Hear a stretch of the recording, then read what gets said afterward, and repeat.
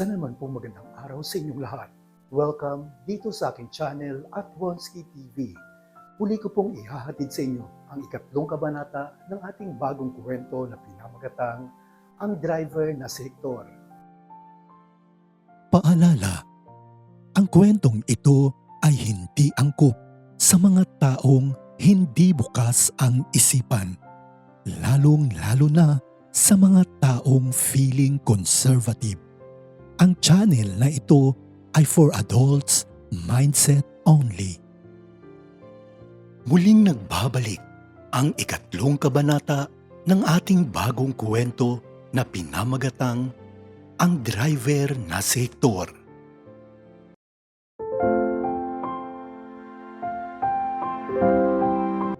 Nang matapos na silang mag-usap ay hinayaan na muna ni Hector ang kanyang among lalaki at nagpaalam na muna ito na pupunta sa kanyang kwarto upang magbihis. Habang ang kanyang amo naman ay lumabas muna at naglibot-libot sa labas ng bahay ng kanyang farm. Samantala, habang nasa kwarto itong si Hector ay napaisip naman ito tungkol sa naging reaksyon at kilos na napansin nito sa kanyang among lalaki na tila ba'y kakaiba ang nararamdaman nito sa kanya dahil sa parang pinagnanasahan siya ng kanyang among lalaki. Subalit hindi naman niya ito binigyan ng masamang kahulugan. Naisip nito na marahil ay pagod at nabigla lamang ito dahil sa hindi naman napapadalas ang kanyang pagpunta sa farm at hindi naman sila nagkakausap lagi, lalo pa at palagi nitong kasama ang kanyang asawa sa tuwing pumupunta sila sa farm. Hanggang sa natapos na si Hector sa pagbihis at dali-daling lumabas sa kanyang kwarto at sinundan ang kanyang among lalaki na sa mga oras na yun ay nasa likod ng bahay at nakaupo sa may kubo at nagpapahinga. Habang papalapit si Hector ay napansin nitong may kausap ito sa kanyang cellphone at sobrang lambing ng kanilang naging pag-uusap. Maya-maya pa at nagulat si Hector sa kanyang natuklasan dahil isang lalaki ang kausap ng kanyang among lalaki sa kanyang cellphone na tila ba'y naglalandian ang dalawa. Nang mga oras na yon ay napaisip itong si Hector sa totoong pagkatao ng kanyang among lalaki at doon ay nakumpirma nga niyang hindi ito straight na lalaki at may karelasyon itong isa ring lalaki hanggang sa tuluyang natapos ang kanilang naging pag-uusap sa cellphone at doon ay narinig ni Hector na parehong nag-I love you ang dalawa sabay baba ng cellphone ng kanyang among lalaki.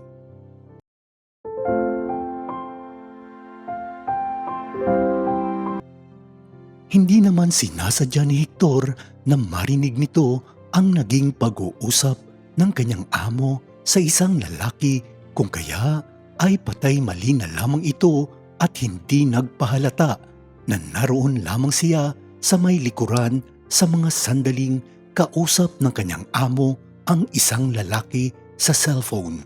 Maya-maya pa ay naisipan na nitong lumapit at magparamdam sa kanyang among lalaki na para bang wala itong narinig sabay sabing, Boss, pasensya na po kung medyo natagalan ako. Bali, inayos ko pa kasi yung ilaw sa may kusina kasi bigla na lang napundi. Pero naayos ko na po. Bali, may ipag-uutas po ba kayo, boss? Hindi naman. Ganun ba? Okay lang naman yun, Hector. Bali, busy din naman ako kanina kasi tumawag sa akin si Mambo kaya nag-usap muna kami. Okay po, boss. Kung meron po kayong ipag-uutos, tawagin niyo na lamang po ako. Bali, nasa may kusina lang naman po ako eh. Okay, Hector. Walang problema. Bali, dito rin naman ako matutulog kaya pakihanda na lamang yung aking kwarto, okay?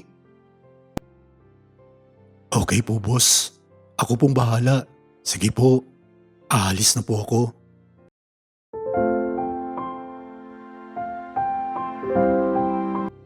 Habang papalis itong si Hector ay napapaisip naman ito dahil sa kasinungalingang sinabi ng kanyang among lalaki na kausap nito ang kanyang asawa.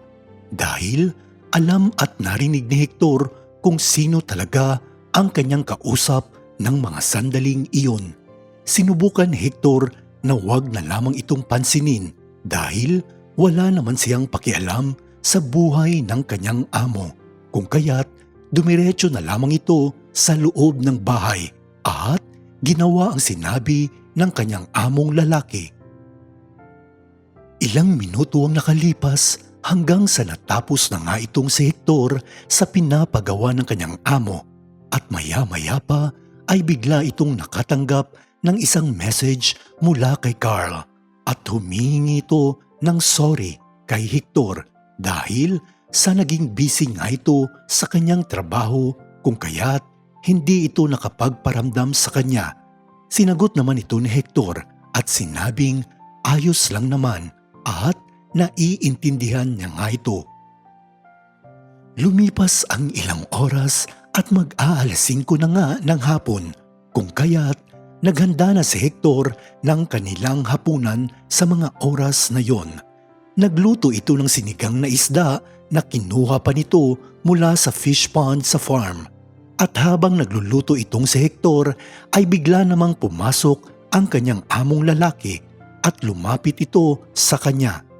Laking gulat ni Hector nang bigla nitong tapikin ang kanyang likuran at sa mga oras na yon ay medyo nakainom at amoy alak ang kanyang among lalaki kung kaya't sinabi ni Hector na, "Boss, nakakagulat naman po kayo. Para yatang nakainom po kayo Pero sakto po, nagsabaw po ako ng isda. Masarap po itong higupin, lalo na at mainit pa. Sige po boss, maupo muna kayo at ipaghahain ko po kayo ng pagkain." Nako iho, pasensya ka na. Bale, oo, nakainom na rin ako kaya't medyo nagugutom na rin kasi ang bango din ng niluto mo kaya eto ako, napapasok agad ako dito sa loob. Teka lang, sigurado ka bang masarap yan? Kasing sarap mo, Hector.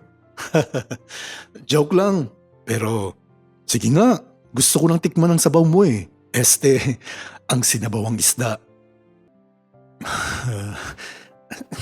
Palabiro po talaga kayo, sir. Sige po, eto na po. Bale, dahan-dahan lang po kasi sobrang init po nitong sabaw. Nako, salamat iho Ang swerte naman talaga ng magiging partner mo kasi bukod sa gwapo ka na, masipag at magaling pa magluto. Ang tanong malaki ba yan? At magaling ka rin ba sa kama? Kayo po talaga, boss. Sige na po, higupin niyo na po yung sabaw habang mainit pa po yan. Bale, pupunta na muna ako sa harapan para isarado ko po yung gate, boss. No. Hector, bale, sabayan mo na akong kumain. Total, andito ka na at wala rin akong kasamang kumain Kumuha ka na ng pagkain mo at maupo ka na, okay? Parang nakakahiyang sumabay kumain sa inyo pero sige po, boss. Kukuha lang muna ako ng pagkain.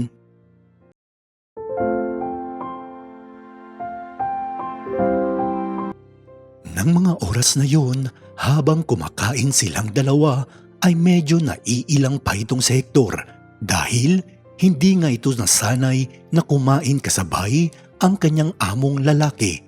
Lalo pa at napapansin ni Hector ang napapadalas na pagtitig ng kanyang amo sa kanya sa tuwing sumusubo ito ng pagkain at humihigop ng sabaw kung kaya't binabaliwala na lamang ito ni Hector at nagpatuloy sa kanyang pagkain.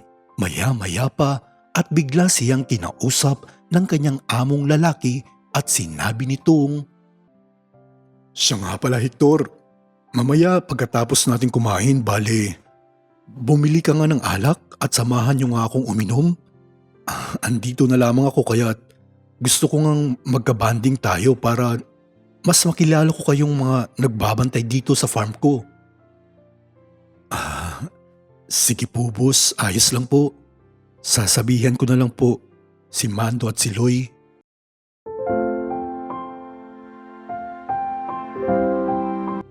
Nagpatuloy nga silang kumain hanggang sa natapos kaya niligpit na ni Hector ang kanilang pinagkainan. Habang ang kanyang amo naman ay pumasok muna sa kanyang kwarto para maligo at magpahinga. Pagkatapos magligpit ni Hector ay tinawag nito ang kanyang mga kasamahang si Mando at si Loy upang kumain at sinabihan niya ito tungkol sa balak ng kanilang amo na mag-inuman.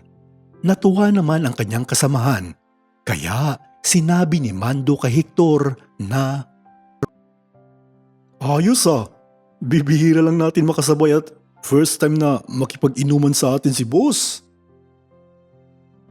At hindi rin naman makapaniwala ang isa nilang kasamahan na si Loy kung kaya't sinabi nito kay Hector na,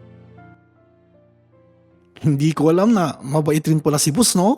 Pero bakit kaya gusto niya makipag-inuman sa atin? Pero ayos, malalasing na naman tayo nito, Mando." Ay nako, tumahimik na nga lang kayo. Mamaya niyan, marinig pa tayo ni boss eh. Kumain na lang kayo at maya-maya sabayan niyo na akong bumili ng alak, okay? Tsaka maligo din kayo kasi baka alam niyo na ayaw ni boss ng mabaho tayo.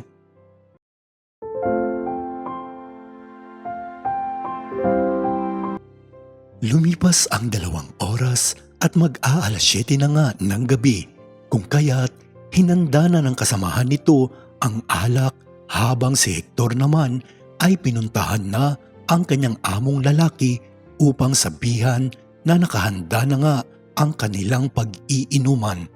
Nang mga oras na yon ay nasa loob lamang ng kanyang kwarto ang kanyang among lalaki at sa di inaasahan habang papunta itong si Hector ay napansin nito na nakabukas ang pintuan kung kaya't palihim nitong sinilip ang kanyang amo sa loob ng kwarto. Subalit laking gulat nito nang makitang nakahubad lamang at nakaupo sa may upuan ang kanyang among lalaki at nag-e-enjoy sa panunood ng video scandal ng mga lalaki. Naririnig pa ni Hector ang mga ungol ng kanyang amo at ang pinapanood nito na tila ba'y nakikisabay sa nakikita nito sa video.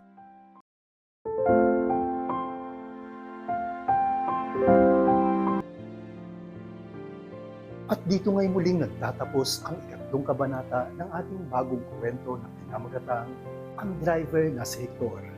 Huwag niyo pong kalimutang mag-like, mag-subscribe at mag-share muli. Ako po yung Kuya Goms at maraming salamat po.